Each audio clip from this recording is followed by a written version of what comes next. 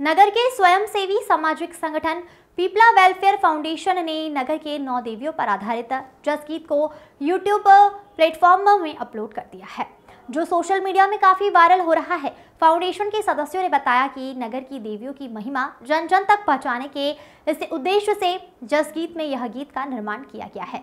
गीत को फाउंडेशन के सदस्यों के आग्रह पर देश विदेश में प्रख्यात भिलाई दुर्ग निवासी डॉक्टर कृष्ण कुमार पाटिल ने लिखा है, जिसे स्वर आरंग निवासी जया देवांगन और झाराबाग बहारा के सुप्रसिद्ध गायक विश्राम यादव ने दिया है। वहीं जस गीत के माध्यम से नगर के 9 दुर्गा स्वरूपों में 9 देवियों का नाम मां महामाया, शीतला चंडी, दंतेश्वरी, समलेश्वरी, खल्लारी, सतबहिनिया, कंकाली, बाला त्रिपुरा के नाम पर अब लोगों के जुबान पर होगा।